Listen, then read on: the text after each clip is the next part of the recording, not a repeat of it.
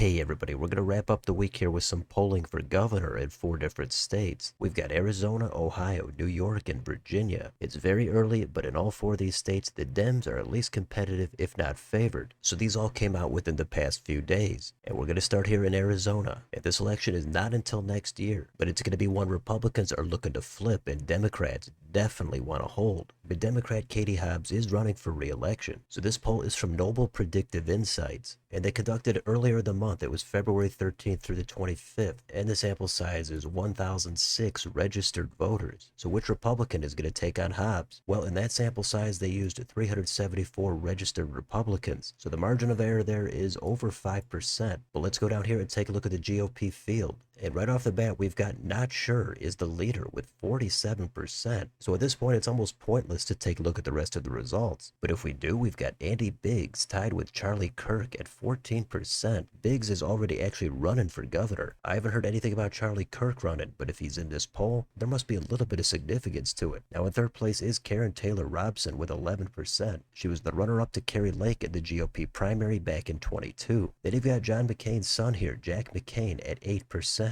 Of course, the McCain name carries a lot of weight in this state. And you've got State Treasurer Kimberly Yee. She's at 5%. State Senator Jack Hoffman is at 1%. So as it says here, Republicans are still getting to know these potential candidates. It's absolutely wide open. It's way too early. But technically, Donald Trump has already endorsed Karen Taylor Robson. Now, he could easily change that endorsement before the end of the year, and that's likely to have a significant impact on that primary. Now, if we look at the favorability ratings for these Republicans, this is again just with Republican primary voters. But Karen Taylor Robson is in the lead. She's at a plus 33% approval rating. Charlie Kirk is right behind at plus 31. Then Andy Biggs is right behind him at plus 29. After that, the other 3 are positive, but their name ID drops off a ton. Even Kimberly Yee, she's been in statewide office as the treasurer. She's a Republican, but a lot of them just don't know who she is or have no opinion. I would guess Yee might be the more electable candidate in a general election, at least back in 22. But this is going to be a different political environment coming up next year. In theory, it should be favorable for the Dems. So this is going to be a highly competitive race. And who do Republican voters think is more electable in a general election? Well, it looks like they think Taylor Robson is the highest at plus 21, then Charlie Kirk again right behind at plus 20. But again, I don't really think this is all that useful. The name ID is just not high enough for all of these candidates to take seriously. So there could be a breakout candidate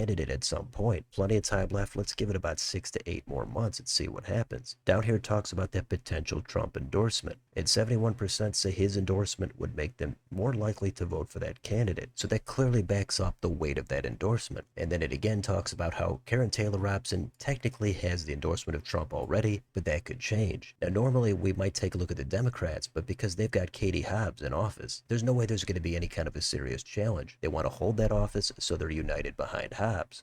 Here's a little bit about candidate quality, but let's go down here and take a look at the head-to-head general election matchup. So right now it's definitely competitive. We've seen other polls, but in this one, Hobbs is leading all the other candidates, but it's usually by a small amount. Her widest gap is against Taylor Robson, where she's up by 8, and against Kimberly Yee, she's up by 6. But you'll notice this line here in the middle. That's close to a fifth of the electorate, about 20% that are not sure. So that's why Hobbs is only hovering around 40% in most of these matchups. Republicans are just slightly behind. So as I just said, Democrats should be united, and it's still maybe a red-leaning state on paper. So Hobbs is going to need a few of those more moderate or independent-leaning Republicans to cross over. The GOP is hoping to not have a bitterly divisive primary, and if they could just get their own voters to turn out, they could knock off the incumbent. And I think this is one of the best governor's pickup opportunities for the Republicans. So then down here, it talks a little bit about the support of Hobbs within her own party. She's getting 8 out of 10 Democrats. And right now for Republicans, because it's so early, they're only at about 7 in 10. But Hobbs is vulnerable. She has a middling approval rating. And if we want to look at the favorability rating for Hobbs, we can first take a look at the presidential approval in Arizona. And this goes back a few years, and outside of a honeymoon period here for Biden, he was underwater all the way up until Trump just got back into office. Now it's flipped, and it looks like Trump is at 50% to 47. So a small honeymoon period right now for Trump. Now what about Governor Katie Hobbs? Well, in this poll right now, she's at 46 approve and 40% disapprove. So it is positive, but those are far from strong numbers. So it's possible Hobbs picks up steam and becomes stronger for a general election. And it's entirely possible that she's defeated by Republicans united behind their candidate. Now let's go to the next state. We've got Ohio. This is a PPP poll, and they are considered a Democratic pollster. But this one's going to be an open seat to replace Governor Mike DeWine. We recently heard that Vivek Ramaswamy is officially making a run for governor, and this might be the first preview of the general election. Now, both sides have to get through a primary, including Ramaswamy. He's going up against Attorney General Dave Yost. But they don't even mention Yost in this poll. On the other side, Dems officially have Amy Acton in the race. Others might join, but for right now, it's Acton. In this poll, they show Acton leading Ramaswamy 45 to 44, and both have similar net positive favorability ratings. But given Ramaswamy has a higher profile, he's in a lot of national news, Acton's name ID is lower. 42% are not sure about her. 20% say the same for Ramaswamy. So Acton does have some room to expand. Now there's some other data in here, but they also have Tim Ryan, who's a potential Democrat candidate that could get into the race. They show him trailing Ramaswamy by 6, 48 to 42. Now Ryan took a loss a couple of years ago to J.D. Vance in the Senate. With an open seat, it's possible Democrats could make this race closer, but it's definitely going to be an uphill climb. The state has become much redder over the past decade and a half. Trump won the state by double digits, and they also knocked off their incumbent Democratic senator. Now this poll used 642 registered voters. That's a margin of error of plus or minus 3.9%. And then down here, there's some more of the specific question wording. So there's no guarantee that Ramaswamy is going to be the next governor, but I remember early polling in the last Senate race here, as well as the Senate race in 22, and it was competitive. Republicans were definitely not always in the lead, but once you get into the election year and past the primaries, then usually the lean of the state kicks in. Sometimes it's at the very end, just like we saw in the Senate race with Bernie Moreno taking down Sherrod Brown. It wasn't until the home stretch that Moreno maybe was even in the lead in some of these polls. So I think this is going to be an exciting race. It could be somebody other than Ramaswamy and Acton, but no matter who it is, I want to try not at all to underestimate the Republicans here. They should be favored to win, even though we're more than a year and a half out. Let's go to the next state. We've got New York. Now, this is not from Siena College, the usual pollster for this state. This is from Unite NY. I'm not really familiar with this pollster, but in this, they focus on just